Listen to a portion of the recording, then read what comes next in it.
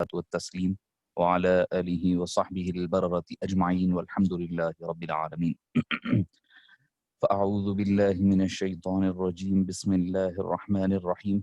إن الله وملائكته يصلون على النبي يا أيها الذين آمنوا صلوا عليه وسلموا تسليما. اللهم صل على سيدنا محمد وعلى آله وصحبه أفضل صلواتك وعدد معلوماتك وبارك وسلم.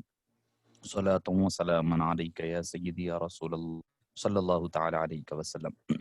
معزز سامعین کرام، شفیق بزرگوں، عزیز ساتھیوں اور پردہ نشین سننے والی خواتین و طالبات، جیسا کہ آپ اور ہم بخوبی واقف ہیں کہ ہمارا یہ جو درس فقہ جو چل رہا ہے اس میں ہم نے فرائض نماز، شرائط نماز، فرائض نماز اور واجبات نماز کی گفتگو مکمل کر چکے ہیں. آج جو ہماری گفتگو ہوگی وہ نماز کی سنتیں اور نماز کی مستحبات اور نماز کی مفسدات رہے گی انشاءاللہ العزیز. اگر وقت ہمارا ساتھ دیتا ہے تو انشاءاللہ ہم مکمل کر لیں گے.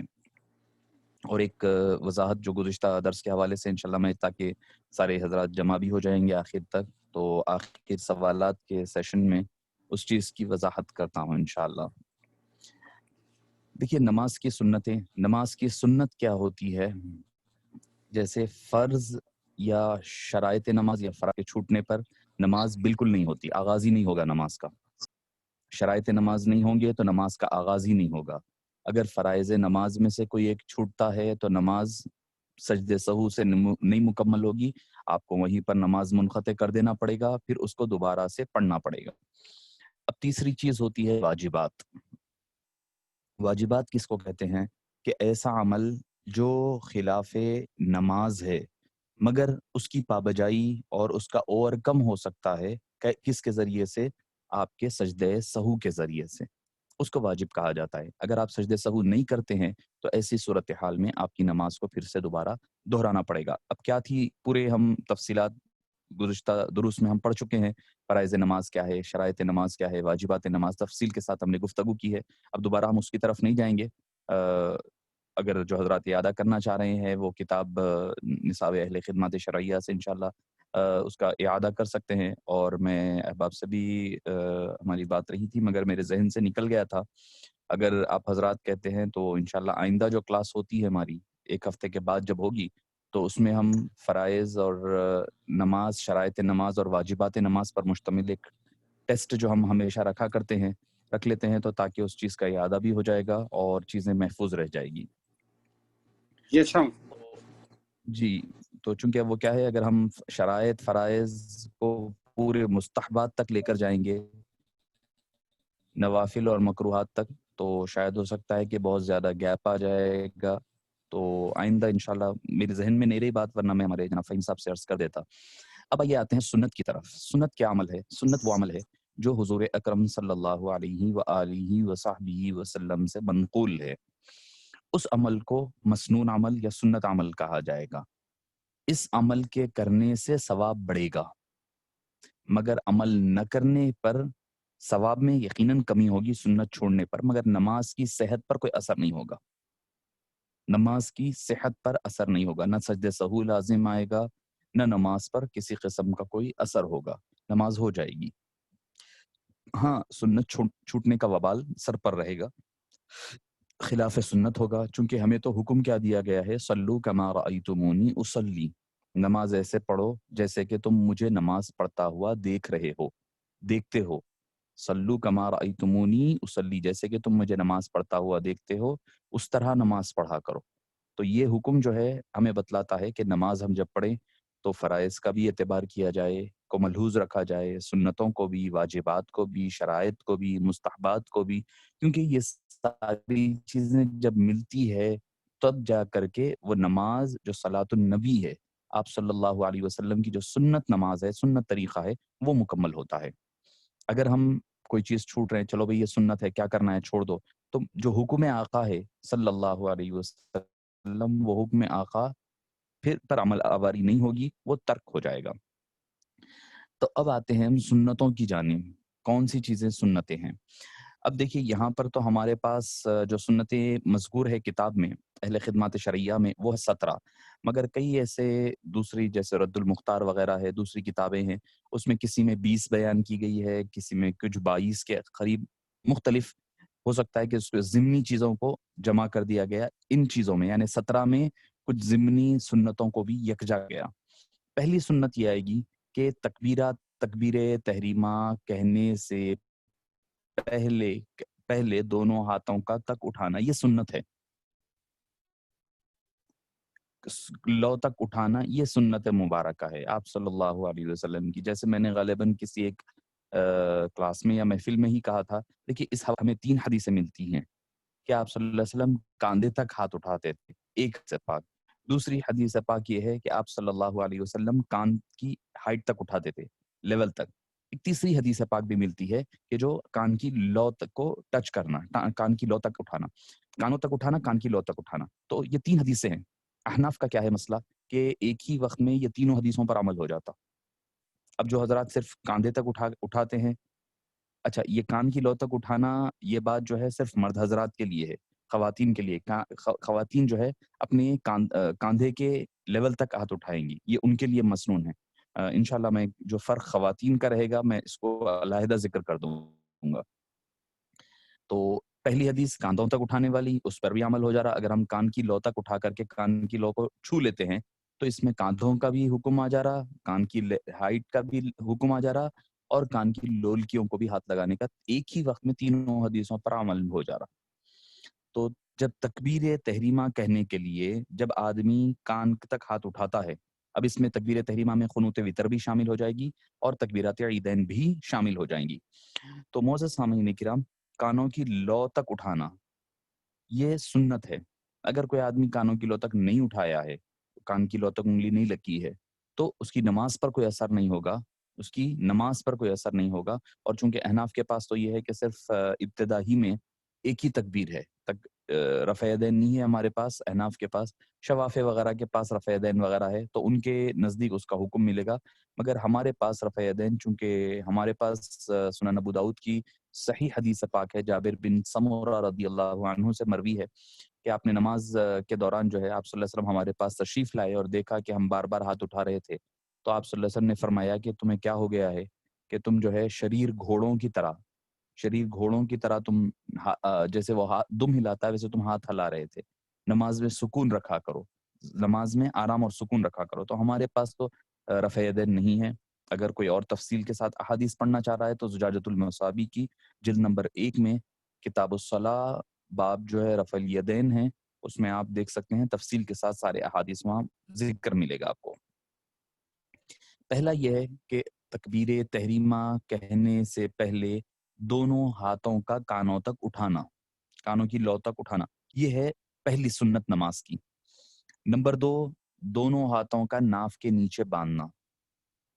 اچھا اب اس کے علاوہ کیا ہے، دونوں ہتھیلیوں کا، اب یہ بات اس میں چونکہ تکبیر تحریمہ کی آئی ہے تو میں اور جو سنتیں اس میں مسنگ ہے وہ آپ کو ذکر کر دوں۔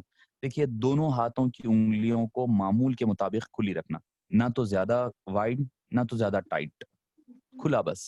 آپ کی نارمل جتنے انگلیاں چھوڑنے پر آپ عمومی طور پر جیسا کھلا رکھتے ہیں اتنا بس، ختم۔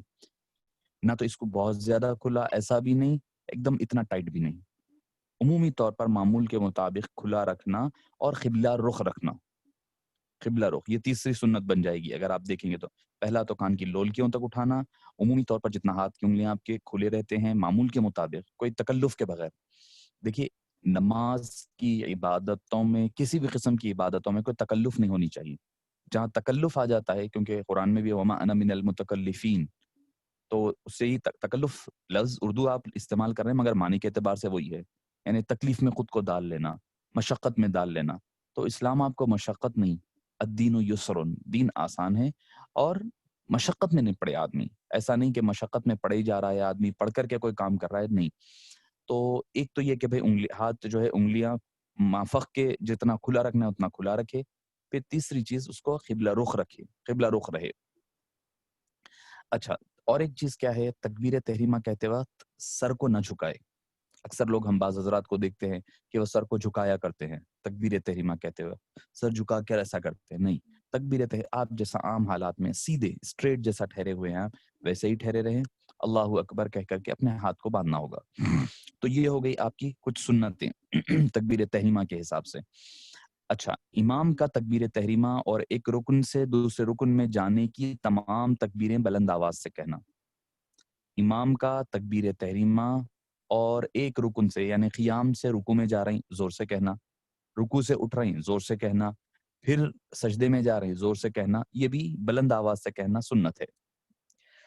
اب آئیے، یا ہم کتاب کے مطابق آ رہے ہیں، پھر دونوں ہاتھوں کا ناف کے نیچے باندھنا. اچھا، سیدھے ہاتھ کا دائیں ہاتھ کا بائیں ہاتھ پر رکھنا کی پشت پر رکھنا، رائٹ ہینڈ کا لیفٹ ہینڈ کے اوپر رکھنا، لیفٹ ہینڈ کی ہتھیلی آپ کے رائٹ ہینڈ کی ہتھیلی لیفٹ ہینڈ کی ہتھیلی کی پشت پر رہنا، یہ اوپر ہو گیا، یہ اوپر رکھنا.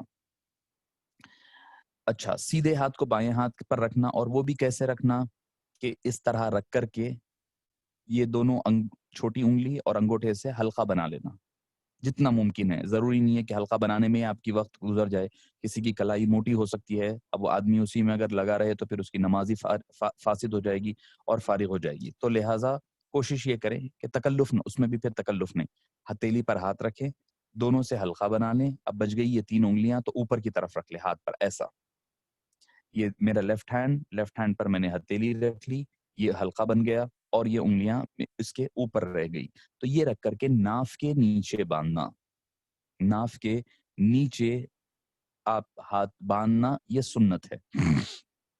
یعنی دونوں ہاتھوں کا ناف کے نیچے باندھنا یہ سنت ہے. اگر کوئی آدمی سے اوپر باندھ دے اگر تھوڑا سا، تو اس سے کوئی اس کی نماز پر کوئی اثر نہیں ہوتا، کوئی فرق نہیں پڑتا، کوئی فرق نہیں پڑتا. احناف کے نزدیک ناف کے نیچے باندھنا ہے. اب جیسے کہ شوافے وغیرہ ہے، شوافے اور حنابلہ ہے، ان کے پاس سینے پر باندھنا ہے، ان کے پاس سینے پر، ان کے ہاتھ سینے پر باندھا جائے گا.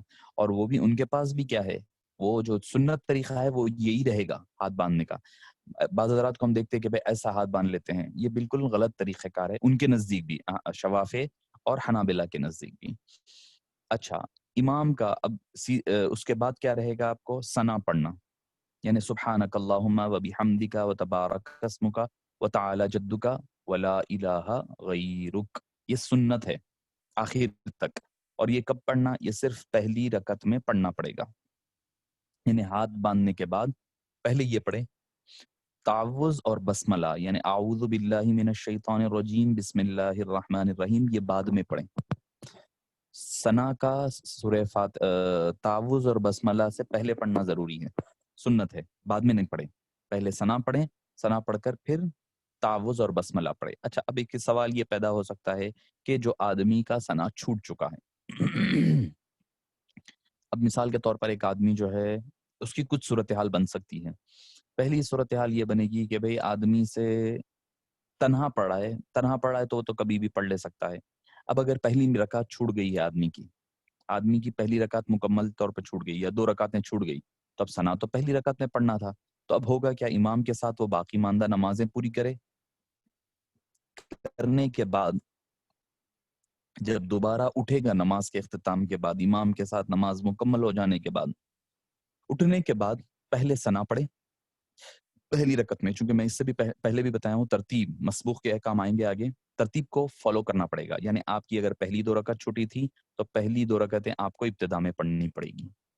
تو پہلی رکعت میں جب آپ اٹھیں گے تو پہلے ثنا پڑھیں گے، پھر تعوذ پڑھیں گے، پھر بسملہ پڑھیں گے، پھر سورہ فاتحہ، پھر ضم سورہ، پھر رکوع سجود ہوگا. اگر دوسری رکعت بھی چھوٹی تھی تو پھر دوسری میں اٹھ کر صرف بسملہ پڑھیں گے، سورہ فاتحہ پڑھیں گے، پھر ضم سورہ پڑھیں گے. یہ ترتیب کو آپ کو باقی رکھنا پڑے گا. اچھا، اب ایک دوسری صورتحال یہ ہوگی ثنا کی کہ آپ امام کے ساتھ جوائن ہوئے لیٹ، امام جو ہے قرات شروع کر دیے ہیں.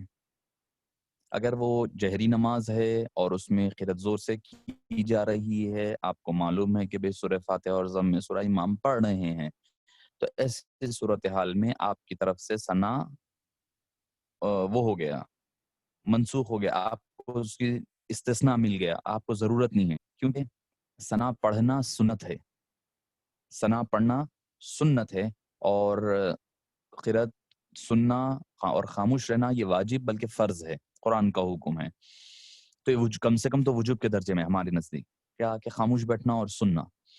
تو امام اگر زور سے جہری نماز ہے جس میں وہ جہری طور پر قرات کر رہے ہیں تو ایسی صورتحال میں آپ ثنا نہیں پڑھیں گے، خاموش ہیں، ثنا آپ کا ساخط ہو گیا، رکوع میں جا کے نہیں پڑھنا، رکوع میں ثنا رکوع میں بھی نہیں پڑھی جائے گی، ختم ہو گئی، ساخط ہو گئی۔ اچھا، اب ایک صورتحال یہ ہے کہ اگر آپ سری نماز میں ہیں، جیسے ظہر ہے، عصر ہے، آپ آئے اور آنے کے بعد آپ کو یقینی ہے کہ بھائی پڑھے ہیں امام کیا پڑھ رہے ہیں کیا حال میں، ائمہ کرام اس بات کی اجازت دیتے ہیں کہ سری نماز میں تو قرأت سننا واجب ہے مگر قرأت تو زور سے ہو نہیں رہی ہے، تو اب دوسری چیز کیا بچ جاتی ہے کہ وہ خاموش رہنا ہے ہمیں، تو اب خاموشی کی صورتحال ہے، تو اس حالت میں اگر کوئی آدمی تاخیر سے بھی آتا ہے اور سری نماز کی پہلی رکعت چل رہی ہے تو اس کو اجازت ہے کہ وہ ثنا پڑھ کر کے امام کے ساتھ خاموشی اختیار کر لے، یہ دوسری صورتحال بن گئی۔ تیسری اور ایک صورتحال ہے کہ بھئی آپ آنے تک امام رکوع میں چلے گئے ہیں، اگر آپ کے پاس اتنا وقت ہے تو اب کیا کریں؟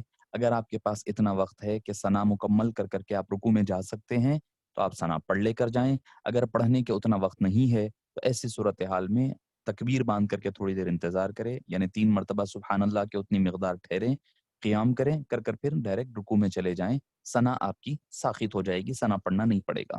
تو ثنا سے متعلق چونکہ یہاں پر تو بس اتنا ہی ہے کہ بھئی ثنا یعنی سبحانک اللہم آخر تک پہلی رکعت میں پڑھنا چاہیے، تو چونکہ اس کے ضمنی سوالات تھے تو میں آپ کے گوشے گزار کر دیا ہوں۔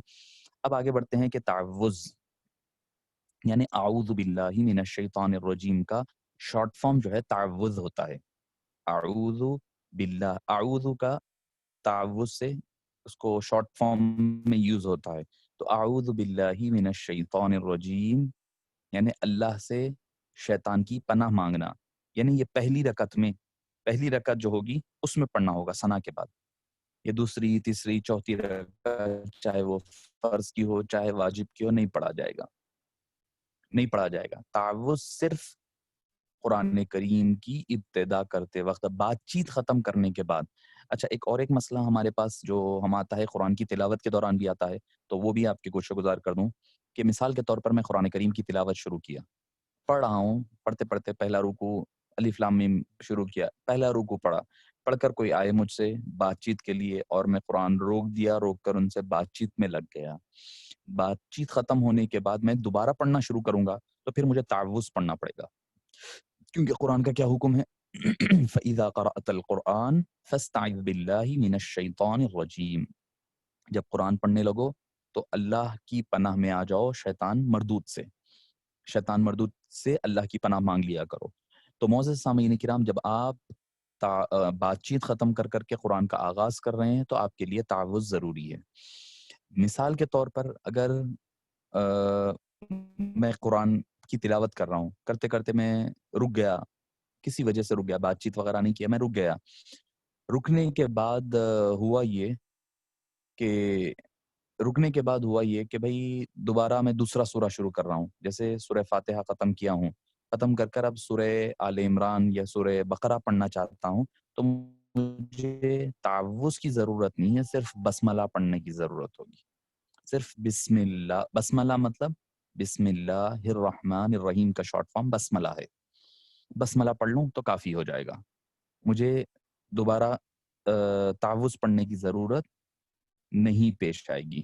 اب جیسا ہم اکثر دیکھتے ہیں مثال کے طور پر ختم قرآن وغیرہ چلتا ہے، ختم قرآن کے اختتام میں ہم قرآن کی آیات پڑھتے ہیں، تو اگر ایک ہی آدمی پوری آیت پڑھ رہا ہے تو پہلے اعوذ باللہ من الشیطان الرجیم لا یستوی کے وقت پڑھ لیا ہے تو اب وہ بسم اللہ الرحمن الرحیم کے ساتھ پورے مکمل پڑھ سکتا ہے، اس میں کوئی مضائقہ نہیں ہے۔ اب اگر آدمی چینج ہو رہا ہے تو اسے چاہیے کہ تعوذ پڑھ لے، چونکہ وہ اس سے پہلے پتہ نہیں بات کیا ہوا رہتا ہے، تو جیسے کوئی اگر آیت الکرسی پڑھ کر ختم کیا، اب دوسرا آدمی آمن الرسول شروع کر رہا ہے تو ایسی صورتحال میں صرف بسم اللہ الرحمن الرحیم کافی نہیں ہوگا، تعوذ بھی پڑھے اور بسملہ بھی پڑھے۔ اچھا، بات آئی ہے آمن الرسول کی تو ایک بات آپ کے گوشے گزار عقیدے کے حساب سے بھی کر دوں، ایک مسئلہ بھی ہے کہ اکثر بعض حضرات کو دیکھا جاتا ہے کہ آمن الرسول کا جو رکوع پڑھتے ہیں اس کا آغاز للہ ما فی السماوات سے کرتے ہیں، تو بابا حضور اکثر فرماتے کہ حضرت ابو الوفا الافغانی علیہ الرحمہ سختی کے ساتھ منع فرماتے فرماتے کہ آمن الرسول سے شروع کرو. کیوں؟ کیونکہ وہ آیت میں کیا ہے، فَيَغْفِرُ لِمَن يَشَاءُ وَيُعَذِّبُ مَن يَشَاءُ، جسے چاہے بخش دے، جسے چاہے عذاب دے دے. بھائی ہم وہاں پر بخشش کے لیے بیٹھے ہیں، بخشش مانگ رہے ہیں، وہاں عذاب کی بات نہیں. بھائی جسے چاہا پکڑ لیا، جسے چاہا چھوڑ دیا. تو فرماتے کہ للہ ما فی السماوات سے نہ پڑھے بلکہ آمن الرسول سے شروع کیا کریں. تو یہ ایک بات پہلی رکعت کی پہلی رکعت میں آپ کے ثنا سے پہلے پڑھی جائے گی اور وقت نہیں پڑھی جائے گی. اچھا، اس کے بعد کیا ہے دیکھیے، تسمیہ یعنی بسملہ پڑھنا، بسم اللہ الرحمن الرحیم کا ہر رکعت میں سورہ فاتحہ سے پہلے پڑھنا. اعوذ باللہ صرف پہلی رکعت میں ثنا کے بعد. اگر کوئی مثال کے طور پر بھول گیا ثنا کے بعد پڑھنا، بسم اللہ کہہ کر کے شروع کر دیا، یا بسم اللہ بھی نہیں پڑھا، ثنا پڑھ کر سیدھا الحمدللہ رب العالمین پڑھا، تو نماز پر کوئی اثر نہیں ہوگا. اس کو سجدے سہو کرنا یا نماز دہرانے کی کوئی ضرورت نہیں ہوگی. ایک جیسے میں نے عرض کیا، یہ سنت کام ہے، سنت کے ترک ہونے سے ثواب میں کمی ہوگی مگر نماز پر کوئی اثر نہیں ہوگا، نماز پر کوئی اثر نہیں ہوگا. اچھا، تو اب آئیے آپ تسمیہ بسم اللہ الرحمن الرحیم پڑھنے کے بعد فرض نماز کی تیسری اور چوتھی رکعت میں صرف سورہ فاتحہ پڑھنا. جیسے میں نے عرض کیا کہ خراج جو ہے پہلی 2 رکعتوں میں سورہ فاتحہ بھی پڑھیں گے آپ، ضمے سورہ بھی پڑھیں گے فرض کی، اور آخر کی تیسری اور چوتھی رکعت میں صرف سورہ فاتحہ پڑھنا ہے. یہ سنت ہے. اگر کوئی مثال کے طور پر ظہر کی نماز میں سورہ فاتحہ کے بعد ضمے سورہ پڑھ بھی لیتا ہے تو اس کی نماز پر کوئی اثر نہیں ہوگا، نہ ہی اسے سجدہ سہو کرنا پڑے گا. اگر کوئی چوتھی رکعت میں سورہ فاتحہ کے بعد کوئی سورہ پڑھ لیتا ہے تو اس سے اس کی نماز پر کوئی اثر نہیں ہوگا. اچھا، سورہ فاتحہ کے ختم کرنے پر آمین کہنا، آہستہ پست آواز میں آمین کہنا، آمین کہنا یہ بھی سنت ہے. اب یہ ہے کہ بھئی آمین، بعض لوگ اس قدر زیادہ زور، اس پر اتنی مسائل ہوتے ہیں، اتنے زیادہ لڑائی جھگڑے بھی ہوتے ہیں ہمارے پاس. بھئی آمین زور سے کہنی چاہیے، کیونکہ حدیث پاک میں آیا ہے، آپ صلی اللہ علیہ وسلم نے فرمایا کہ تمہاری جو آمین ہوتی ہے وہ فرشتوں کی آمین سے مل جاتی ہے تو مغفرت ہو جاتی ہے. تو معزز سامعین کرام، دیکھیے ہمارا چیخ کر آمین زور سے کہنا ہی فرشتوں تک نہیں پہنچاتا، ایسا نہیں ہے. ورنہ تو پھر آپ دیکھ لیں نماز میں کتنے رکعتیں ہیں جو ہم زور سے پڑھتے ہیں. فجر کی 2 رکعت ہے، مغرب کی 2 رکعت ہیں، عشاء کی 2 رکعت ہیں. 6 رکعتوں میں امام صاحب زور سے کہتے ہیں اور امام ولضالین کہنے کے بعد ہم آمین زور سے کہتے ہیں. 6 رکعت خالی، فجر کے 2، مغرب کے 2، عشاء کے 2. اس کے علاوہ کتنی رکعتیں جو خاموشی سے پڑھی جاتی ہیں؟ ظہر کی 4، عصر کی 4، مغرب کی 1، عشاء کی 2، ہو گئی 11. 6 رکعتوں میں ہم آمین زور سے بول رہے ہیں اور 11 رکعتوں میں ہم ہلو بول رہے ہیں. تو ہماری ہلو آمین کہاں سے پہنچ رہی؟ آہستہ کہی ہوئی آمین ان کے پاس پہنچ رہی نہیں پہنچ رہی. اب امام جو ہے ظہر کی نماز میں کب ولضالین پڑھ رہے ہیں پتہ نہیں، کہ آپ چیخ لیتے ٹھہریں گے، وہ اندازہ رکھ لے کے، ٹائمنگ رکھ لے کے کہ بھائی امام صاحب جو ہے 5 منٹ میں ختم کرے ہوں گے سورہ فاتحہ. 5 منٹ پوری نماز کی بات کہہ رہا ہوں میں تو. 2 منٹ 1 منٹ کے بعد جو ہے سورہ فاتحہ کمپلیٹ کرے ہوں گے، ولضالین بول کے چیخ کے پوری مسجد تو نہیں پکارے گی. کسی بھی کے بھی پاس جائز نہیں ہے، کوئی بھی نہیں کہے گا. تو معزز سامعین کرام، جب 11 رکعتوں کی آمین فرشتے سن سکتے ہیں اور جواب دے سکتے ہیں، تو کیا وہ 6 رکعتوں میں جس میں آپ زور سے پڑھ رہے ہیں، کیا اس میں آہستہ اگر آمین کہا جاتا ہے تو کیا وہ نہیں سنتے؟ یقیناً سنتے ہیں. تو آمین کا آہستہ کہنا سورہ فاتحہ کے اختتام پر، ثنا ہو جائے، تعوذ ہو جائے، تسمیہ ہو جائے، آمین ہو جائے، یہ ساری چیزوں کا آہستہ ہلو کہنا ضروری ہے، سنت ہے، اس کا زور سے نہیں کہنا چاہیے. اچھا، اب اس کے بعد آگے بڑھتے ہیں ہم. سنت کے مطابق قرات کرنا، یعنی نماز میں جس قدر قرآن کا پڑھنا ضروری ہے اس قدر پڑھنا چاہیے. اب آپ کہیں گے کہ بھئی قرآن کا کس قدر پڑھنا ضروری ہے؟ اس کا آگے ہمارے پاس تفصیل آ رہی ہے کہ کون سے سورے تک کون سا سورہ آپ کو فجر میں پڑھنی چاہیے اور ظہر میں طوال مفصل کرنی چاہیے، اوساط مفصل کرنی چاہیے. جیسے کہ فار ایگزامپل اگر آپ دیکھتے ہیں کہ بھئی طوال مفصل کیا ہے، سورہ حجرات سے سورہ بروج تک، والسماء ذات البروج تک، اس کو کہتے ہیں طوال مفصل، یعنی بڑے صورتیں فجر میں یہ پڑھنی چاہیے. فجر میں کی نمازوں میں یہ سورہ حجرات سے سورہ बुरूज तक। हम खुद आजिज़ खुद गवाह है इस बात का, हज़रत अबुल फ़िदा अलैहि रहमत व रिज़वान जब भी होते तो वो खुद भी जब पढ़ते तो फजर की पहली रकात में कभी हुजुरात पढ़ते, दूसरी रकात में खौफ पढ़ते, कभी ज़ारियात पढ़ते, तूर पढ़ते, ये सूरह पढ़ते, रहमान एक में, वाक़िया दूसरे में। अब मसला ये है, अब लोग पढ़ने के लिए, सुनने के लिए भी तैयार नहीं है, ना पढ़ने वाले वैसे हैं, ना सुनने वाले वैसा ठहरने के लिए तैयार है। तवील सूरतें पढ़ा करते थे। तो फजर में हो गई तिवाले मुफस्सल, असर और इशा में औसात मुफस्सल, यानी सूरह बुरूज वस्समाइ ज़ातिल बुरूज से लम यकुनिल लज़ीना कफ़रू मिन अहलिल किताबि वल मुनफ़क्कीन तक, बय्यिना तक, सूरह बय्यिना तक। सूरह बुरूज से सूरह बय्यिना तक औसात मुफस्सल कहा जाता है इसको। और मगरिब की इशा में, मगरिब की नमाज में क़िसार मुफस्सल, यानी छोटी छोटी सूरतें पढ़ी जाएगी। और अच्छा, ज़ोहर में भी तिवाले मुफस्सल पढ़ी जाएगी, फजर और ज़ोहर दोनों में तिवाले मुफस्सल, और असर और इशा में औसात मुफस्सल, और मगरिब में क़िसार मुफस्सल पढ़ी जाएगी। क़िसार मुफस्सल जो है सूरह बय्यिना से सूरह के इख्तिताम, कुरान मजीद की इख्तिताम तक, इसको क़िसार मुफस्सल यानी छोटी सूरतें कहा जाता है। तो जो सुन्नत तरीक़ेकार है उसके मुताबिक नमाज क़िरात का करना, नमाज कुरान मजीद का उसके मुताबिक पढ़ना। अच्छा, इसके बाद क्या है, सजदे और रुकू में 3-3 बार तस्बीह पढ़ना, सुब्हान रब्बियल आला और सुब्हान रब्बियल अज़ीम। ये तीनों तस्बीहों का 3-3 मर्तबा पढ़ना, तस्बीह रुकू की, तस्बीहात रुकू जो है 3 या 5 या 7 मर्तबा, ये अपनी सहूलत के मुताबिक है। अगर 3 मर्तबा, अगर कोई आदमी 1 मर्तबा भी पढ़ लिया तो नमाज पर कोई असर नहीं होगा, नमाज पर कोई असर उसके नहीं होगा, मगर 3 मर्तबा पढ़ना सुन्नत है। और लफ्ज़ सुब्हान रब्बियल अज़ीम पढ़ करना, पढ़ के साथ कहना, सुब्हान रब्बियल अज़ीम और सुब्हान रब्बियल आला, ये दोनों अल्फाज के साथ कहना, ये भी सुन्नत है। अच्छा, अब रुकू में दोनों घुटनों को कुशादा, हाथों को कुशादा उँगलियों से पकड़ना, यानी मिसाल के तौर पर ये मेरा घुटना है तो इसको ऐसे पकड़ना, मर्द के लिए, मर्द हज़रात के लिए। ख़वातीन के लिए ऐसे, ख़वातीन सिर्फ़ हाथ रखेगी उसके ऊपर, घुटनों के ऊपर। मर्द हज़रात पूरा उसको, क्योंकि घुटना बड़ा होता है तो उसको अच्छे से पकड़ लेना, पूरा ग्रिप के साथ पकड़ना। और जब रुकू के लिए झुके तो पीठ जो है एक ढलान में रहना, सीधी रहे, पीठ आदमी की सीधी रहे, ये सुन्नतें हैं। हालत जो है घुटनों को पहले तो पकड़ना, रुकू की सुन्नतें। दूसरी चीज़ ये कि भाई पीठ आपकी स्ट्रेट रहे। तीसरी चीज़ ये रहे कि पैर भी स्ट्रेट रहे, पैर ऐसे चीर कर ना ठहरे, पैर चीर कर ना ठहरे, पैर स्ट्रेट रखे, सीध के, पैर की उँगलियाँ भी सीधे रहे।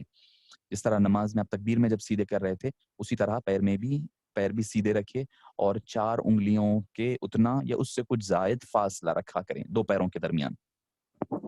2 पैरों के दरमियान 4 उँगलियों का या 4 उँगलियों से थोड़ा-सा ज़्यादा फासला रखा करें, ना कि ज़्यादा। अक्सर लोग जैसा पैर से पैर मिलाने की जो ज़िद करते हैं, याद रखें वो पैर से पैर मिलाना, वो कौन-सी हदीस पाक है, आपको अर्ज़ करते चलूँ कि वो जो हदीस पाक है, जिसमें लोग अक्सर कहते हैं भई वो बुखारी शरीफ में है, बुखारी शरीफ में है, मुस्लिम शरीफ में है। तो याद रखें बुखारी में यकीनन, मुस्लिम शरीफ में वो हदीस पाक आपको सही हदीस पाक है। मगर उसमें आप अगर गौर करें, हज़रत नोमान बिन बशीर से रिवायत है, वो हदीस पाक जिसमें कि वो कहते हैं, रावी कहते हैं कि मैंने लोगों को देखा। ये नहीं फरमाया कि आप सल्लल्लाहु अलैहि वसल्लम ने कोई हुक्म दिया कि भई तुम नमाज जो है पैर चीर कर ठहरो वगैरह, आप सल्लल्लाहु अलैहि वसल्लम ने हुक्म नहीं दिया। ना कोई सहाबी ने ये नकल किया कि आप सल्लल्लाहु अलैहि वसल्लम इस तरह ठहरा करते थे, या आपने ठहरने का हुक्म दिया है, ये कहीं पर नहीं मिलेगा। आपको ये कहीं पर नहीं मिलेगा कि आप सल्लल्लाहु अलैहि वसल्लम ने कहा है कि भई तुम नमाज में पैर चीर कर ठहरो, या आप सल्लल्लाहु अलैहि वसल्लम ने, जो रावी हैं वो रावी ये कहते हैं कि भई हम लोग एक मर्तबा निकले तो हमने देखा कि लोग ऐसे नमाज ठहर रहे थे कि पैर से पैर लगाए, टखने से टखना लगाए, घुटने से घुटना लगाए, शोल्डर से शोल्डर लगाए, वो सफ में ठहरे हुए थे। अब आप ये बताइए कि क्या ये मुमकिन है? क्या ये मुमकिन है कि भई आदमी काँधे से काँधा भी मिलाए, घुटने से घुटना भी मिलाए, टखने से टखना भी मिलाए, पैर से पैर भी मिलाए? ये मुमकिन नहीं है, ये मुमकिन नहीं है। अब आप ये बोल रहे हैं कि भई हदीस पाक में ये है कि भई शैतान का बच्चा बकरी के बच्चे की तरह शैतान आपकी सफ़ों में घुस जाता है, सफ़ें मज़बूत रखा करो, हदीस पाक है यकीनन। तो आप जो है पैर से तो पैर मिला रही, पैर से पैर मिला ले रहे हैं आप। کاندھے سے کاندھا نہیں مل پاتا آپ کا، اگر آپ پیر ملانے گئے تو کاندھا نہیں ملتا، اور پیر کے درمیان دو آدمیوں کے درمیان تو آپ پیر ملا دے رہے ہیں، مگر خود اپنے دو پیروں کے نزدیک اتنا بڑا فاصلہ کر دے رہے ہیں کہ اس میں سے بکری کیا مینڈا گائے بھی چلے جا سکتی، اتنے پیراں لمبے کر دے رہے ہیں. تو یہ مناسب نہیں ہے، یہ بے ادبی ہے، الٹا یہ بے ادبی ہے. تو معزز سامعین کرام، پیروں کی انگلیاں سیدھے رکھے، 4 انگل کا فاصلہ رکھے، اور خواتین ہے تو اس کو ملا کر رکھے. خواتین ہیں، اچھا بات ہو رہی ہے تو خواتین کی بھی عرض کر دوں میں، چونکہ آگے جانے کے بعد ہو سکتا ہے کہ ہم بھول جائیں. خواتین کا کیا ہے، پورا ان کا لباس، جیسے میں نے گزشتہ کہا تھا کہ ان کے ستر عورت کے حوالے سے کہ وہ پورے کپڑوں اپنے اعضاء کو چھپائے رکھے، دونوں ہتھیلیاں اور چہرہ دکھائے، اور پیر ٹخنے سے نیچے کا دکھائے. وہ کاندھے تک ہاتھ اٹھائے گی اپنے، اور اپنے ہاتھ سینے پر باندھ لے گی. خواتین سینے پر باندھ لے گی. اب اس کا اختیار ہے، چاہے تو باہر باندھے، چاہے تو اپنے چادر کے اندر باندھ لے، وہ اس کا اختیار ہے. اس کے بعد آہستہ آواز میں کہے گی وہ سورہ فاتحہ وغیرہ ساری تلاوت. جب رکوع میں بھی جائے گی تو جیسا مرد کی پیٹھ پوری ایسی ہوتی ہے، وہ ایسا نہیں، بس ایسے ہی ٹھہرے گی، جتنا بینڈ ہو سکتی تھوڑا بینڈ ہوگی، اور پیروں پر گھٹنوں پر ایسے ہاتھ مضبوطی سے نہیں پکڑے گی، بلکہ صرف ایسے ہاتھ رکھ لے گی، یہی اس کے لیے کافی ہو جایا کرے گا. اچھا، سمیع اللہ لمن حمیدہ اور ربنا لک الحمد کہنا، یعنی رکوع سے اٹھتے وقت سمیع اللہ لمن حمیدہ کہنا، اور اگر تنہا ہے تو ربنا لک الحمد بھی خود ہی کہنا. اگر امام کے ساتھ ہے تو امام سمیع اللہ لمن حمیدہ کہیں گے، اور مقتدی ربنا لک الحمد کہیں گے. اگر تنہا پڑھیں تو دونوں چیزیں کہیں گے، مرد ہو یا عورت ہو. یہ بھی لفظ کے ساتھ کہنا سنت ہے. اگر کوئی آدمی مثال کے طور پر رکوع سے اٹھتے وقت سمیع اللہ لمن حمیدہ کی بجائے اللہ اکبر کہہ دیا تو اس کی نماز ہو گئی، اس کی نماز پر کوئی اثر نہیں ہوگا، کیونکہ مقصد اللہ کا ذکر ہے. یہ الفاظ کے ساتھ حمد بیان کرنا، ان الفاظ کے ساتھ نماز کو تکمیل کرنا، یہ سنت ہے، آپ صلی اللہ علیہ وسلم کی بتایا ہوا سنت ہے. اچھا، اور سجدے میں جاتے ہوئے، اور سجدے میں 3 یا اس سے زیادہ بار سبحان ربی الاعلی کہنا. اچھا، رکوع اب قومے میں، اب اس کے بعد ہوگا کیا، سجدے میں جائیں گے آپ. تو سجدے میں جاتے وقت پہلے دونوں گھٹنوں، یہ سنت ہے، پہلے دونوں گھٹنوں، پھر دونوں ہاتھوں، پھر ناک، پھر پیشانی کا رکھنا. یہ سیریل آرڈر، دونوں گھٹنے، ہاتھ، ناک اور پیشانی. اگر کسی کا پیٹ بڑا ہے، اس کے لیے مشکل ہو رہی ہے، ایک دم آدمی جا کر کے جھک کر کے نہیں کر سکتا ہے، تو اس میں آگے پیچھے اگر تقدیم و تاخیر ہوتی ہے تو اس سے نماز پر اس کی کوئی اثر نہیں ہوگا، نہ اس کے اوپر سجدے سہو واجب آئے گا. اچھا، اور اٹھتے وقت جو ہے اس کے برعکس کرنا پڑے گا، کوائٹ اپوزٹ کرنا پڑے گا، یعنی پہلے پیشانی، پھر ناک، پھر ہاتھ، پھر گھٹنے. یہ سنت طریقہ کار ہے، یہ سنت طریقہ کار ہے. اور اچھا، اور ایک بات کیا ہے کہ نماز میں دونوں پیروں کا، رکوع میں دونوں، سجدے میں دونوں پیروں کو نہیں ملا لینا چاہیے، نہ کہ دونوں پیروں کو اٹھا لینا چاہیے، ٹھیک ہے. اور دونوں پیروں کے سے اپنے بغلوں کو تھوڑا سا کشادہ رکھا کرے. ایک دم بعض لوگ ایسے کشادہ بھی رکھتے ہیں، وہ بھی نہیں، ایک دم چپکا کے بھی نہیں، تھوڑا سا اس میں جگہ ہونی چاہیے. آپ کے ہاتھ بغلوں سے اور پیروں سے، پیر جو ہے آپ کی پیٹھ اور پیٹ اور سینے سے تھوڑا سا الگ علیحدہ ہو، اور آپ کے دونوں ہاتھ وہ بھی تھوڑے سے کشادہ ہو. اچھا، یہ ہو گیا. اب اس کے علاوہ کہ جلسہ اور قاعدہ، یعنی دو سجود کے درمیان جو قاعدہ ہے وہ آرام سے ہو، سکون اور اطمینان کے ساتھ ہو، اور اس میں بایاں پاؤں بچھا کر اس پر بیٹھنا، اور سیدھے پاؤں کو اس طرح کھڑا کر دینا کہ اس کی انگلیوں کے سرے جو ہے قبلے رخ کی طرف ہو، اور دونوں ہاتھ رانوں پر رکھنا. یعنی آپ جب سجدے کے لیے سجدے سے اٹھ کر بیٹھیں گے تو اس طرح بیٹھنا کہ لیفٹ پیر آپ کا آڑا لٹا ہوا رہے، اس پر بیٹھے آپ، اور آپ کا سیدھا پیر جو ہے ایسا رہے جتنا آپ کی انگلیاں دب سکتی ہے دبائیں، دبا کر کے سہولت کے ساتھ. وہ بھی ایسا نہیں کسی کو گٹھیا ہوتی ہے، کسی کو پیر کی انگلیاں سخت ہو جاتے ہیں، مڑ نہیں پاتے، تو اس کے لیے زبردستی نہیں ہے، یہ سنت ہے. جتنا ہو سکتا ہے اتنا کرے. اگر کسی کو بالکل ہی نہیں ہو سک رہا، ٹھہراؤ نہیں آ سک رہا ہے، بس خواتین وغیرہ ہوتے ہیں موٹے ہو جانے کی وجہ سے، پیر کی ران جو ہے تھوڑی تھک ہو جانے کی وجہ سے، تو ایسی صورتحال میں وہ آڑا بھی رکھ لیتے ہیں، تو کوئی مضائقہ نہیں ہے. اچھا، خواتین کا کیا ہے، مرد حضرات جیسا رکوع سجدہ کر رہے تھے، ہاتھ کھول کر کے اور پیر کو کشادہ اونچا بن کر کے، اور اپنی سورین یعنی کمر کو اوپر کیے ہوئے ہیں پیروں کے اوپر، خواتین ویسے نہیں کریں گی. خواتین ویسے نہیں کریں گی، خواتین پورا سمٹ جائیں گی، ان کے دونوں ہاتھ اپنے بغلوں میں چپٹ جائیں گے، ان کی پوری باڈی پوری زمین سے چمٹ جائے گی، چپک کر کے وہ لوگ سجدہ ادا کریں گے۔ خواتین کی، اور بعض حضرات سمجھتے ہیں اہل حدیث حضرات وغیرہ نہیں، مرد اور خواتین کی نماز میں کوئی فرق نہیں ہے، یہ بات بالکل غلط ہے، یہ بات بالکل غلط ہے۔ اگر نماز میں فرق نہیں ہے تو پھر ستر عورت بھی اتنا ہی ہونی چاہیے۔ نماز میں مرد حضرات کے لیے جو ستر عورت ہے، خواتین کے لیے بھی اتنا ہی ہونی چاہیے اگر فرق نہیں ہے تو۔ ہر ایک حکم میں اللہ کے حبیب صلی اللہ علیہ وسلم نے احادیث طیبہ ہے کہ جس میں کہ آپ صلی اللہ علیہ وسلم نے خواتین کے لیے علیحدہ حکم صادر فرمائے ہیں۔ تو جلسہ اور قاعدے میں، یعنی جلسہ اور دونوں نمازوں، دونوں رکعتوں کے درمیان، دونوں سجدوں کے درمیان، اور قاعدہ چاہے وہ قاعدہ اولا ہو یا قاعدہ اخیرہ ہو، ہر دو میں اس طرح بیٹھنا کہ آپ کا لیفٹ پیر نیچے رہے اور خواتین دونوں پیروں کو ملا کر کے رکھیں قاعدے میں، جلسے میں۔ تو آدمی جو ہے لیفٹ پیر پر بیٹھے اور رائٹ پیر اس کا کھڑا ہو، اور دونوں ہاتھ رانوں پر رکھیں، گھٹنوں کے اوپر نیچے نہ لے جائیں۔ حضرت مولا مشکل کشا رضی اللہ عنہ ارضاہ فرمایا کرتے کہ میں جب دیکھتا لوگوں کو کہ وہ اپنی انگلیاں جو ہے گھٹنوں کے رانوں کے نیچے گھٹنوں پہ ایسا رکھتے ہیں، تو میں چاہتا ہوں کہ ان کی انگلیاں کاٹ دوں انگلیاں۔ تو یعنی اس قدر قباحت انہوں نے حضرت علی مرتضیٰ رضی اللہ عنہ نے اظہار فرمایا ہے۔ تو سنت کیا ہے؟ رانوں کے اوپر رکھے، گھٹنوں سے پیچھے، گھٹنا یہاں سے شروع ہو رہا ہے تو اس کے پیچھے رکھ لیں تاکہ گھٹنوں کے نیچے ہاتھ لٹکنے نہ پائے۔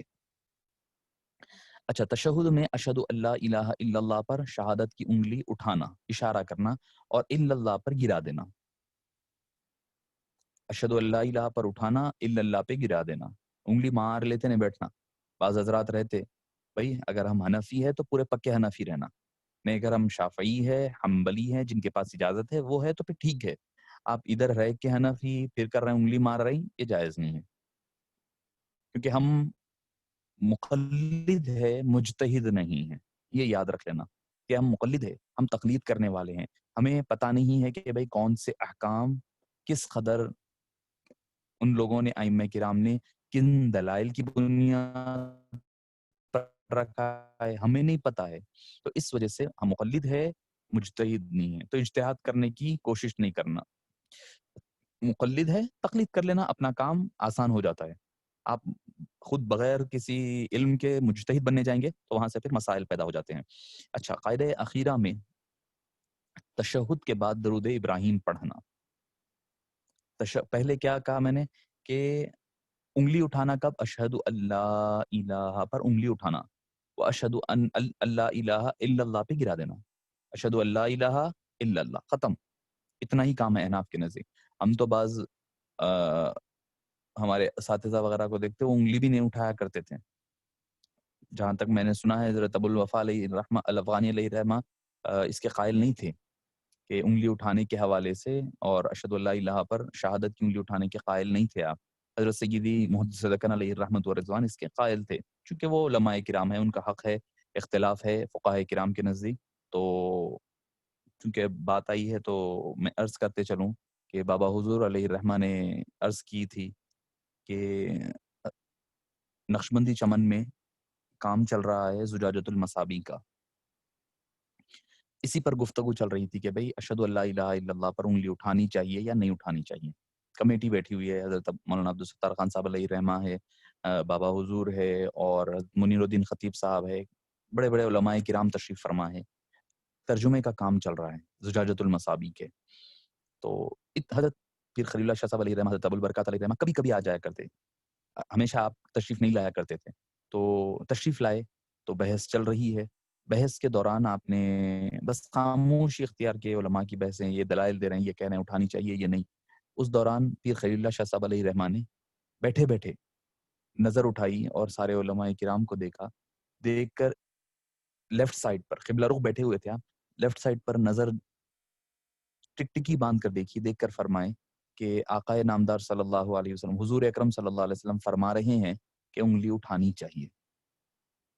والد گرامی علیہ رحمہ فرماتے کہ ساری مجلس پر سکتہ طاری ہو گیا، ساری مجلس پر سکتہ طاری ہو گیا، ایسا جیسا کہ کسی کو سانپ سونگھ گیا ہے، کہ آپ کا کہنا ہی کافی تھا، مگر اوپر سے پھر یہ کیا فرمایا، سرکار دو عالم صلی اللہ علیہ وسلم فرما رہے ہیں، تو آپ اس کا اندازہ لگائیں کیا مقام اور کیا مرتبہ تھا۔ تو بہرحال انگلی اٹھانا یہ سنت ہے. اور اس کے بعد درود ابراہیم کا پڑھنا، درود ابراہیم کا پڑھنا قاعدہ اخیرہ میں تشہد کے بعد پڑھنا یہ بھی سنت ہے. درود ابراہیم کے بعد دعا پڑھنا، دعائے معصورہ. دعائے معصورہ بولتا صرف اللہم انی ظلمت نفسی نہیں ہے، جیسے کہ میں نے گزشتہ بھی کہا ہے. دعائے معصورہ وہ دعا جو قرآن اور حدیث میں وارد ہوئی ہے، قرآن اور حدیث میں آئی ہے، وہ دعا کو معصورہ کہا جاتا ہے. تو دعائے معصورہ کا پڑھنا اور سلام کا السلام علیکم، اچھا پہلے دائیں طرف پھر بائیں طرف سلام پھیرنا، یہ بھی سنت ہے، یہ بھی سنت ہے. اور السلام علیکم ورحمۃ اللہ کے الفاظ ادا کرتے ہوئے کہنا یہ بھی سنت ہے. السلام علیکم ورحمۃ اللہ یہ الفاظ، اگر کوئی السلام علیکم بھی کہہ دیا تو اس کی نماز درست ہو گئی، ہو جائے گی نماز، مگر علیکم ورحمۃ اللہ کے اضافے کے ساتھ یہ سنتیں مکمل ہوتی ہیں، یہ نماز آدمی کی ختم ہوگی. اور اس کے بعد کیا ہے؟ دعائیں، دعا کرنا. آپ صلی اللہ علیہ وسلم نے فرمایا بذات خود کہ بھئی نماز کے بعد دعا کرنا آدمی کی دعا کی قبولیت کا وقت ہوتا ہے. آدمی کی دعا قبول ہوتی ہے نماز کے فوری بعد. جو مقبولیت کے اوقات ہیں نا، ان مقبولیت کے اوقات میں ایک وقت نماز کے بعد کا ہے. اب ہو گیا یہ کہ بھئی نماز پڑھتے نکل کے بھاگنے کی چکر میں ہے ہر کوئی دعا میں ارے شرک ہے بدعت ہے، دعا کرنا بدعت ہے. اچھا آپ صلی اللہ علیہ وسلم صحابہ کرام کو کیسے پتا چلا؟ ترمذی شریف کی حدیث پاک ہے کہ جب آپ صلی اللہ علیہ وسلم نے نماز ادا فرمائی، اس کے بعد آپ نے 3 مرتبہ اللہم انت السلام ومنک السلام تبارکت یا ذی الجلال والاکرام یہ پڑھا بول کر ترمذی شریف کی حدیث میں ہے. اب آپ صلی اللہ علیہ وسلم اگر خاموش پڑھے ہیں تو صحابہ کو کیسے پتا چلا کہ آپ صلی اللہ علیہ وسلم نے پڑھا ہے؟ جب آپ صلی اللہ علیہ وسلم نے زور سے پڑھا، صحابہ نے سنا، تبھی تو سمجھا کہ بھئی یہ دعا کر رہے ہیں. اور ہم بھی اس بات کے قائل ہیں، ہم احناف میں خاص طور پہ حضرت محدث دکن علیہ رحمت اور رضوان کے پیروکار کہ جس سنتوں کے بعد، جس نماز فرائض کے بعد سنتیں ہیں، اس میں لمبی دعا نہیں کرنی چاہیے. یہاں تک کہ اتنا تقائل ہے کہ اللہم انت السلام ومنک السلام تبارکت یا ذی الجلال والاکرام اتنا کہہ کر کے سنتوں کے لیے ٹھہر جائے. اور خصوصیت کے ساتھ مغرب کے بعد کی، عشاء کے بعد کی سنتوں میں تو جلدی عجلت کیا کرتے تھے آپ علماء کرام اور اللہ والے. تو اب آئیے نماز کی مستحبات کی طرف بڑھتے ہیں کہ حالت قیام میں دونوں پاؤں کے درمیان 4 انگل کا فاصلہ رکھنا، نمبر 1. ٹھیک ہے. قیام میں سجدے کی طرف نظر رکھنا، رکوع میں قدموں کی طرف نظر رکھنا، سجدے میں ناک کی نوک پر نظر رکھنا، یہ مستحبات ہے. قاعدے میں گود پر نظر رکھنا، آپ کی گود میں نظر رکھنا. اور سلام پھیرتے وقت دائیں اور سلام بائیں پھیرتے وقت اپنے کاندھے پر دیکھنا، یعنی کدھر دیکھنا اس کی بات بتا رہا ہوں. یہ مستحبات ہے. یعنی آپ قیام میں ہیں تو سجدے کی جگہ، رکوع میں ہیں تو اپنے پیروں پر، سجدے میں ہیں تو اپنی ناک کی نوک پر، اور آپ اتحیات میں ہیں تو اپنی گود میں، اور سلام پھیریں تو سیدھی طرف اپنے کاندھے کو، لوگوں کو نہیں دیکھنا. جھانک کر پورا دیکھ رہے ہیں آپ کون کون ہے نماز میں، کتنے لوگ ٹھہرے ہوئے ہیں، انہوں آئے نہیں آئے، لیفٹ سائڈ پلٹ کے انہوں آئے نہیں آئے جھانک لیتے نہیں، اپنے کاندھے کی طرف دیکھنا. السلام علیکم ورحمۃ اللہ. اور نیت یہ کرنا کہ تمام فرشتے، تمام صالحین کو جو سیدھی طرف ہے دنیا بھر میں ان کو سلام کر رہے ہیں، لیفٹ سائڈ کرے تو لیفٹ سائڈ کا بھی وہی حکم ہے. اچھا اب ہاتھوں کی انگلیوں کا رکوع میں کشادہ اور سجدے میں ملی ہوئی رکھنا. ہاں سجدے کی جگہ جب آئیں گے تو ہاتھ جب آپ رکھیں گے تو ملی ہوئی رکھیں انگلیاں. جب تکبیر تحریمہ کہہ رہے تھے تو کشادہ تھے، اور آپ کے کشادہ ان سینس کے نارمل تھے، آپ کے رکوع میں کشادہ تھے، سجدے میں پھر جمے ہوئے ملیں گے آپ کو. جلسہ اور قاعدے میں اپنی حالت پر، یعنی جیسا نارمل آپ ہاتھ میں رکھتے ہیں ان نارمل حالت میں انگلیوں کو رکھنا چاہیے. رکوع میں سر اور پیٹھ اور سورین کا برابر رکھنا، جیسے میں نے عرض کیا کہ رکوع میں جو ہے آپ اسٹریٹ رہنی چاہیے. اور اس کے علاوہ سجدے میں دونوں ہاتھوں کا کانوں کے مقابل میں، یعنی کانوں کے برابر میں، اور ہاتھ پاؤں کی انگلیوں کا قبلے کی طرف رکھنی چاہیے. اچھا اور اگر جمائی کو آنے سے روکنا چاہیے، نہ رکے تو حالت قیام میں اپنے دائیں ہاتھ دایاں ہاتھ رائٹ سائڈ، بایاں نہیں دایاں ہاتھ رائٹ سائڈ سے روکنی چاہیے. کیونکہ عمومی طور پہ تو ہم بائیں ہاتھ سے روکتے ہیں جمائی. اگر ہوگا یہ کہ بھئی آپ حالت قیام میں ہیں، رکعت باندھے ہوئے ہیں، آپ بایاں ہاتھ نکال لیں گے اپنے رکعت سے تو اب بچ گیا کیا؟ دایاں ہاتھ آپ کو رکھنا ہے بائیں کے اوپر. تو اب دونوں ہاتھ بھی کھل جائیں گے آپ کے، تو لہٰذا بائیں ہاتھ کو ویسے ہی رہنے دیں، اپنے دائیں ہاتھ سے منہ کو ڈھانک لے اور دوسری حالتوں میں بائیں ہاتھ سے روکیں. عام نماز کے باہر بھی اگر ہے تو بائیں ہاتھ سے روکا کریں، اگر دائیں سے روکتے ہیں تو کوئی مضائقہ نہیں ہے، مگر جو مستحب اور افضل طریقہ ہے وہ یہ طریقہ کار ہے. مرد تکبیر تحریمہ کے لیے کپڑے کے باہر ہاتھ نکالے، اگر کوئی شایا وغیرہ پہن لیے ہیں یا کوئی ایسی چیز پہنے ہوئے تو اندر کا اندر نہ کریں، رکعت باہر نکالیں، کوئی اگر چادر وغیرہ اڑے ہوئے ہیں تو. اور عورتوں کے لیے مستحب یہ ہے کہ وہ اندر سے اندر رکعت کو باندھ لیا کریں. اچھا، کھانسی آنے پر روکنے کی کوشش کریں، جمائی روکنے کی کوشش کریں، چھینک آنے پر نہ روکا کریں، چھینک آنے پر نہ روکا کریں. اچھا، چھینک آ جائے تو حالانکہ وہ میں سمجھتا ہوں کہ آگے ہمیں مکروہات میں غالباً اس کا ذکر ملے گا کہ اگر چھینک آ جائے تو آدمی کیا کرے. آدمی کو اگر نماز کی حالت میں چھینک آتی ہے تو وہ الحمدللہ نہ کہے. اگر اب عادت ہوتی ہے ہمیں بچپنے سے سکھایا گیا ہے کہ بھئی چھینک آتے الحمدللہ بولو، تو ہوتا یہ کہ بھئی ہم اچانک الحمدللہ اگر کہہ دیتے ہیں تو اس سے نماز پر کوئی اثر نہیں ہوگا، نماز سے اس سے کوئی اثر نہیں ہوگا. اچھا، اور ایک دوسرا مسئلہ ہو سکتا ہے یہ کہ بھئی آپ الحمدللہ کہہ لیے، کوئی اور یرحمک اللہ کہہ دیا زور سے تو اس کی نماز چلے گئی، یا آپ خود اگر یرحمک اللہ کسی اور کے لیے کہہ دے تو نماز چلی جائے گی. ہاں، آپ خود الحمدللہ کہہ لیے، آپ خود یرحمک اللہ اگر کہہ لیے ہیں تو اس سے نماز پر کوئی اثر نہیں ہوگا. اچھا، جب جماعت کے لیے ہے ہم تو حی علی الفلاح پر امام اور مقتدی کا کھڑا ہونا، اس پر بڑا اختلاف ہے، ابتدا سے ٹھہرے یا نہ ٹھہرے. یہ ایک مستحب کام ہے، یاد رکھیں مستحب کام ہے. اس پر لڑائی جھگڑا ہمارے پاس ایسا ہوتا اگر کوئی مثال کے طور پر ہم انڈیا وغیرہ میں دیکھتے ہیں، کوئی اگر چونکہ اب یہاں رہنے والے یہ ہوتا ہے کہ یہاں پر تو چونکہ صف بندی اقامت کے ساتھ ہی شروع ہو جاتی ہے، تو ہمارے ساتھ ہوتا یہ ہے کہ کبھی ہم انڈیا وغیرہ میں بھی جاتے ہیں تو صف کبھی ٹھہر جاتے ہیں. اب لوگ ایسے دیکھتے ہیں جیسے کہ ہم نے بہت بڑا گناہ کر دیا. یہ ایک مستحب کام ہے، اس میں اتنی تو گنجائش رکھنی چاہیے. جو چیزیں فرائض نہیں رہیں گے، فرائض کے معاملے میں گول رہیں گے ہم لوگ، فرائض و واجبات میں گول رہیں گے، مگر کوئی کسی کی غلطی پکڑنا ہے تو وہ چھوٹی چھوٹی چیزوں کو ہم پکڑ کر بیٹھ جایا کرتے ہیں. تو یہ رہی آپ کی مستحبات بھی رہی کہ رکوع اور سجود میں 3 سے زیادہ بار مگر طاق عدد میں تسبیح پڑھنا. تسبیح جو ہے طاق عدد میں پڑھنا یہ مستحب ہے. 3 بار، 5 بار، 7 بار، 11 بار، 9 بار، 21 بار، آپ کی مرضی ہے، مگر طاق میں پڑھنا زیادہ مناسب ہے. قاعدے میں دونوں ہاتھوں کا رانوں پر رکھنا، جمائی کے وقت منہ بند کر لینا، جیسے کہ حدیث پاک میں بھی آیا ہے کہ جمائی آتے وقت اللہ عز و جل ناراض ہوتا ہے، اس لیے حتی المقدور اور امکان کوشش کرنی چاہیے کہ جمائی کو روکی جائے. اور ہم اپنے اکابرین سے سنا کرتے تھے، بڑوں سے بزرگوں سے بھی سنا کرتے، جب جمائی آتی تو یہ تصور کرنا کہ بھئی انبیاء کرام کو جمائی نہیں آتی تو اس وجہ سے جمائی رک جایا کرتی ہے. تو اور استغفر اللہ بھی کہا کرتے تھے ہمارے اکابرین. تو چونکہ وقت نماز کا میں سمجھتا ہوں 10-15 منٹ رہ گئے ہیں، تو کچھ سوالات جو ہے ایک آدھ دو آئے تھے اور ایک دو سوالات کا پہلے کی بھی درس کے حوالے سے وضاحت تھی، تو انشاءاللہ اس چیز کا تذکرہ کر کر کے ہم آج کی نشست کو یہاں روکتے ہیں. اب ہمارا رہ جاتا ہے نماز کے مفسدات اور مکروہات. نماز کے مفسدات رہ جائیں گے اور مکروہات رہ جائیں گے، تو انشاءاللہ ہم نماز کے مکروہات اور مستحبات آگے تفصیل کے ساتھ ذکر کر دیں گے.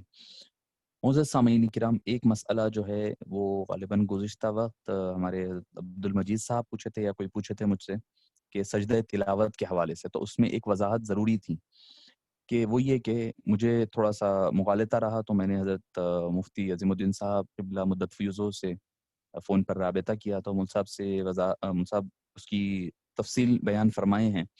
وہ یہ رہی ہے کہ دیکھیے سجدہ سہو کی 2 صورتحال بن سکتی ہیں. کیا کہ اگر آیت سجدہ کی تلاوت کے بعد آپ 3 آیات پڑھ لیں، آپ بھول گئے اور 3 آیات پڑھ لیں، پڑھنے کے بعد اگر آپ نے رکوع کر لیا تو آپ کا رکوع جو ہے، رکوع میں جو ہے سجدہ تلاوت کی ادائیگی کی نیت کی ضرورت نہیں ہے. تو اس رکعت کے بعد جو ہے جو نماز کے سجدے ہوں گے وہ نماز کی وہ تلاوت سجدہ ہی تصور ہوں گے، تو اس لیے بعد میں اس سجدے تلاوت کی قضا کی ضرورت نہیں ہے. اچھا، اب دوسری ہی جو صورتحال ہے وہ یہ ہے کہ سجدے کے بعد اگر 3 آیات سے آپ زیادہ کی تلاوت کر لیے اور جب تک نماز جاری ہے اس دوران اگر آپ کو یاد آ گیا آ جائے، نماز آپ کی کبھی بھی نماز کے دوران اگر آپ کو یاد آ جائے کہ آپ نے سجدہ تلاوت نہیں کی ہے، تو آخر میں سجدہ تلاوت بھی کرنا ضروری ہے اور اس کے ساتھ سجدہ سہو بھی کرنا ضروری ہے، چونکہ سجدہ تلاوت جو ہے یہ واجب ہے، تو سجدہ سہو بھی کریں گے آپ، سجدہ تلاوت بھی کریں گے۔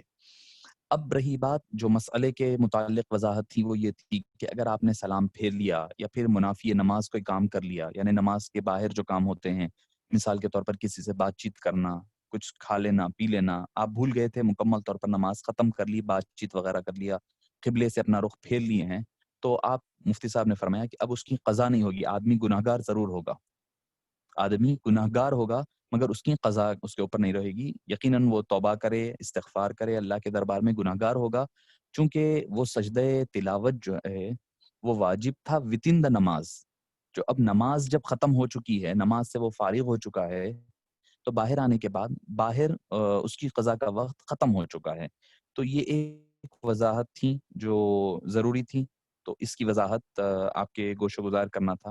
اور ایک سوال یہ ہے کہ نماز فرض اور فرض و سنت نمازوں کی ہر رکعت میں سورہ فاتحہ سے پہلے کیا بسم اللہ پڑھنا ضروری ہے؟ اور اگر کوئی پہلی رکعت میں سورہ فاتحہ، اعوذ باللہ اور بسم اللہ، اور بقیہ رکعتوں میں صرف بسم اللہ نہ پڑھے تو کیا ہوگا؟ اور جماعت سے نماز پڑھنے کی صورت میں مقتدی کو اعوذ باللہ اور بسم اللہ پڑھنا چاہیے کیا؟ دیکھیے، تعوذ تو صرف جیسے میں نے عرض کیا کہ پہلی رکعت ہی میں پڑھی جائے گی، لیکن بسم اللہ ہر رکعت میں پڑھی جائے گی۔ سورہ فاتحہ سے پہلے بسم اللہ الرحمن الرحیم پڑھنا یہ سنت ہے، اگر کوئی نہیں پڑھتا ہے تو کوئی گناہ نہیں ہے، خواہ وہ فرض ہو سنت ہو۔ امام اعظم ابو حنیفہ کا یہی مسلک ہے، البتہ سورہ فاتحہ اور اس کے بعد والی سورت کے درمیان بسم اللہ پڑھنا یہ بھی آپ کو اجازت ہے، یہ بھی سنت ہے، اگر پڑھنا چاہے تو پڑھ سکتے ہیں، اگر کوئی چھوڑ دیتا ہے تو اس میں کوئی مضائقہ نہیں ہے۔ اگر کوئی حضرات کے پاس اور سوال ہے تو کر سکتے ہیں۔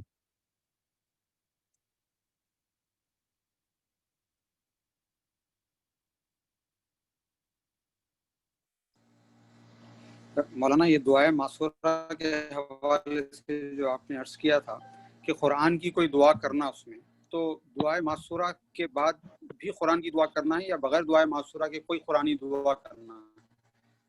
کر سکتے ہیں، آپ کر سکتے ہیں، چاہے تو دونوں پر بھی اختیار ہے، اچھا، کہ اگر چاہے تو، چونکہ ہم اکثر بابا حضور کو دیکھتے، کبھی ہوتا یہ کہ بھئی نماز کی اتحیات کافی طویل ہو جاتی، پوچھتے تو فرماتے کہ بھئی دعائے معصورہ پڑھتے، پڑھنے کے بعد علیحدہ سے جو دوسرے مسنون دعائیں، یہ سنت نمازوں میں عرض کر رہا ہوں، نفل یا پھر سنت نمازوں میں کیا کرتے کہ دعائے معصورہ اللہم انی ظلمت نفسی کی شکل میں پڑھ کر اس کے بعد دوسری اور دعائیں پڑھا کرتے تھے، اللہم اغفر للمؤمنین والمؤمنات جیسے دعائیں ہیں، یہ دعائیں جو مذکور ہے، جو معصورہ ہے، وہ دعائیں پڑھا کرتے تھے،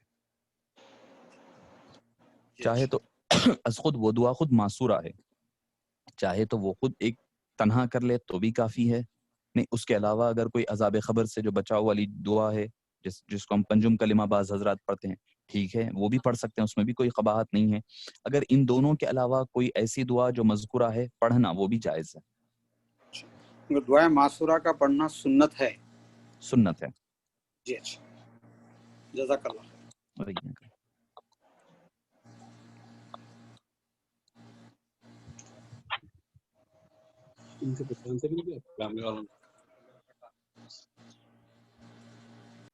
السلام علیکم۔ وعلیکم السلام ورحمۃ اللہ وبرکاتہ۔ ابھی جو سجدہ تلاوت کی بات کر رہے تھے آپ، 3 آیتیں سجدہ تلاوت کے بعد اگر 3 آیتیں پڑھنے کے بعد اگر یاد آ جاتا ہے جی، تو نماز سے پہلے سجدہ سہو سے پہلے بھی ایک زائد سجدہ کرنا پڑے گا، لیکن اگر 3 آیت کا موقع نہیں ہے، جیسے سورہ علق پڑھیں، اقرا بسم پڑھے آپ، اس کے بعد جی، سجدہ تلاوت کرنا تھا اور آپ رکوع میں چلے گئے جی، اور رکوع میں جا کر پوری نماز کمپلیٹ کر لیے، تو ایسی صورت میں کیا حکم ہے؟ نماز گنہگار مکمل ہوگا؟ ہو گئی، نہیں نماز مکمل ہو گئی پوری، جی جی، اگر نماز مکمل ہو گئی تو صرف استغفار اور توبہ کرنا پڑے گا، اس کی کوئی قضا نہیں ہوگی، اگر آپ کو سلام پھیرنے سے پہلے بھی یاد آ جاتا ہے تو آپ ایک اضافی سجدے کے ساتھ سجدہ سہو کر لیں گے، تو آپ کی نماز بغیر کسی گناہ کے، بغیر کوئی کمی کے مکمل ہو جائے گی۔ اگر آپ استغفار اگر مکمل نماز ہو جاتی ہے، نماز کے دوران یاد نہیں آیا آپ کا، نماز پوری مکمل کر لیا، سلام پھیر لیے یا پھر بات چیت کر لیے یا کچھ کھا لیے، تو ایسی صورتحال میں آپ کے اوپر صرف استغفار اور توبہ رہے گا، نہ تو نماز دوبارہ پڑھنا پڑے گا، نہ سجدے سہو رہے گا. سجدے سہو تو بہرحال ضروری ہے، چھوٹنے کی صورت میں سجدے تلاوت بھی کرنا پڑے گا، سجدے سہو بھی کرنا پڑے گا. جی اگر یاد آ جاتا ہے تو، اگر یاد نہیں آیا تو پھر دونوں بھی آپ سے وہ ہو جائیں گے، ساخط ہو جائیں گے. اور فہیم بھائی کی اجازت ہو تو اور کچھ میں کوشچن کر سکتا ہوں؟ جی بسم اللہ. یہ جو صورتوں کی ترتیب ہے، یہ پوری نماز کے لیے یعنی فرض پڑھ لیے، سنتیں پڑھے، اس میں ایک ترتیب رہی، اس کے بعد فرض پڑھے، وہی ترتیب کو اس کے ڈاؤن سورے پڑھنا چاہیے، یا جو ہے آپ کو آپشن ہے پھر آپ نافل سنتیں پڑھے پھر نوافل پڑھے آپ، تو ویسے صورت میں ترتیب بگننگ سے لے کے اینڈ تک رہے گی یا صرف اسی نماز کی حد تک رہے گی؟ ہر نماز کی علیحدہ ترتیب رہے گی، ہر نماز کی علیحدہ ترتیب رہے گی. آپ جیسے فجر کی 2 رکعت سنت پڑھے تو وہ اس کی ایک ترتیب رہے گی، اس کو آپ فالو کر لیں گے. اور یہ بھی کوئی فرض یا واجب ترتیب نہیں ہے. ترتیب رکھنا سیکوینس میں، پہلے پہلا سورہ بعد میں بعد کا سورہ پڑھنا، یہ فرض یا واجب نہیں ہے. یہ اگر آپ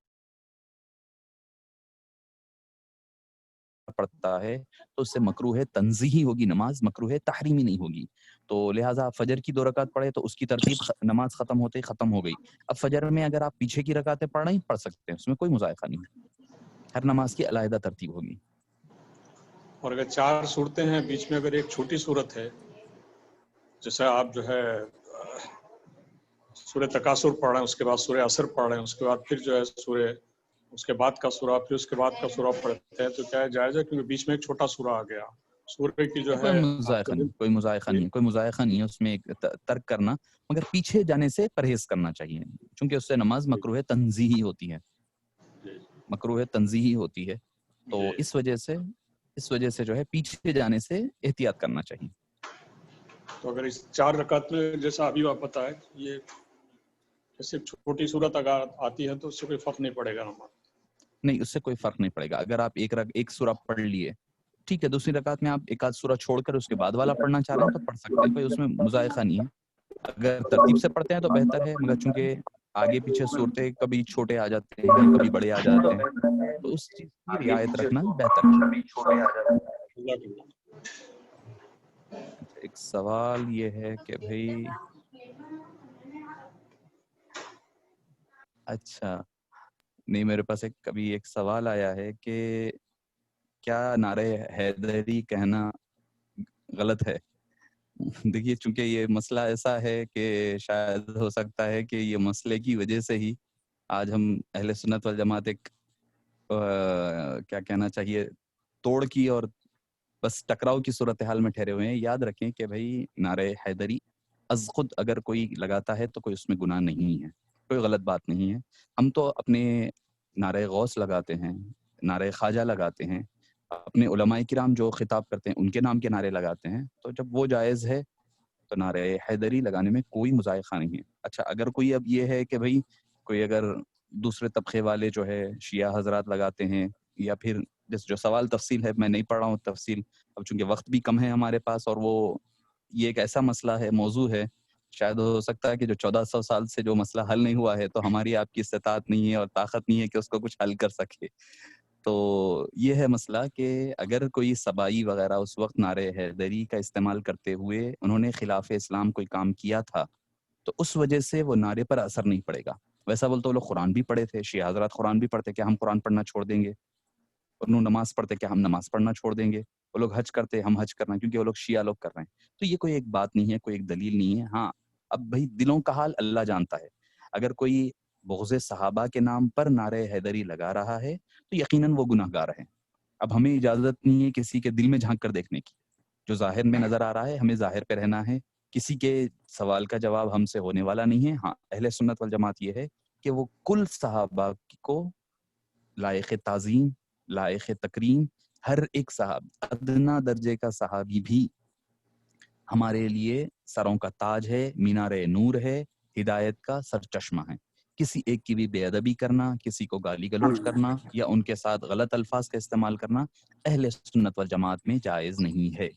ہاں، جو صحابہ قرآن میں جن کا ذکر وضاحت کے ساتھ، صراحت کے ساتھ ذکر آیا ہے ان کا کفر کرنا, ان کا صحابیت کا انکار کرنا, یہ کفر ہے, آدمی کافر ہو جائے گا.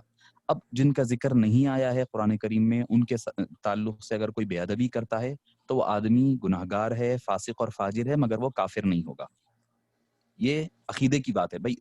آپ محبت میں اور بات ہے الگ ہونا, مگر چونکہ بات یہ فقہ کی ہو رہی ہے تو لہذا فقہ کے حوالے سے ہی بات کہہ رہا ہوں میں. یہ عقیدے کی بات ہے ہمارے آپ کے. تو اگر کوئی صحابہ جن کا ذکر, جیسے بی بی عائشہ کا ذکر ہے, حضرت زید کا ہے, حضرت ابوبکر صدیق کا صراحت کے ساتھ ذکر ہمیں ملتا ہے, تو ان کے بارے میں صحابیت کا انکار کرنا یا ان کے حوالے سے کوئی بات کہنا, یہ کفر ہے. اگر کوئی دوسرے صحابہ جن کا ذکر صراحتاً یا اشارتاً قرآن میں نہیں ہے, صراحتاً نہیں ہے, ان کا ساتھ ان کے معاملے میں کوئی غلط بات کہنا, یہ اہل سنت والجماعت کا اصول نہیں ہے. یہ اہل سنت والجماعت کا آدمی نہیں کہلایا جائے گا, یہ رافضیت یا شیعت والا مانا جائے گا. مگر یہ ہے اہل سنت والجماعت کے حوالے میں کیا ہے کہ ہم صحابہ کرام کو بھی مانتے ہیں, اہل بیت اطہار کو بھی مانتے ہیں, اہل بیت اطہار کو بھی مانتے ہیں. اہل بیت دونوں کا دامن تھام کر کے چلنا ہمارے لیے دنیا اور آخرت میں نجات کا باعث ہے. دونوں ہونا ضروری ہے, کوئی ایک سے چھوٹنا, ان کے لیے ان کو برا کہنا, ان کے لیے ان کو برا کہنا, یہ ہمارا طریقہ کار نہیں ہے, یہ اہل سنت والجماعت کا طریقہ کار نہیں ہے. میں سمجھتا ہوں کہ بات کو ہم اختتام کرتے ہیں, کیونکہ نماز کا بھی وقت ہو رہا ہے. کیونکہ یہ موضوع ایسا ہے, شاید گفتگو کرنے بیٹھے تو شاید 1-2-4 کلاسیں فہیم صاحب کو اس کے لیے الگ سے ارینج کرنا پڑے گا. اس ضمن میں ایک اجازت آپ سے بھی لینا تھا, چونکہ نماز مغرب کا وقت کم ہوتے جا رہا ہے اور عصر کا وقت جو ہے نا 4:30 بجے ہمارا جی حنفی مسلک کے حساب سے 4:30, اور آئندہ کلاس تک تو اس سے بھی پہلے ہو جائے گا. تو اور کیوں پہلے نہ ہو جائے گا, آئندہ مناسب. کیوں نہ آئندہ کلاس کو 4:45 بجے رکھ دیا جائے, جی اچھی تاکہ بات. ویسے ہم پہلے چونکہ 4:45 ہی رکھتے تھے, تو جی مناسب ہاں, ہے 4:45 کو نماز کا وقت رکھ دیا جائے تو جی زیادہ مناسب. جی ہاں, اعلان میں بھی ہم اعلان کر دیں گے, چونکہ سب احباب اس وقت سن رہے ہیں, تو اس جی لیے بھی اچھی ہم بات, اس وقت اس کا ذکر کر دے رہے ہیں کہ آئندہ کلاس انشاءاللہ 4:45 بجے ہوگی, 4:45 اور بجے اس سے کا اعلان آغاز بھی ہو. کیا جائے گا جی انشاءاللہ. اچھی بات ہے انشاءاللہ. دعا فرما دیجیے. ربنا تقبل منا انك انت السميع العليم وتب علينا انك انت التواب الرحيم. اللهم اجعل جمعنا هذا جمعا مرحوما ولا تجعل منا شقيا ولا محروما. آتنا من لدنك رحمة وهيئ لنا من امرنا رشدا. آمين بجاه طه وياسين برحمتك يا ارحم الراحمين والحمد لله رب العالمين. جزاک اللہ.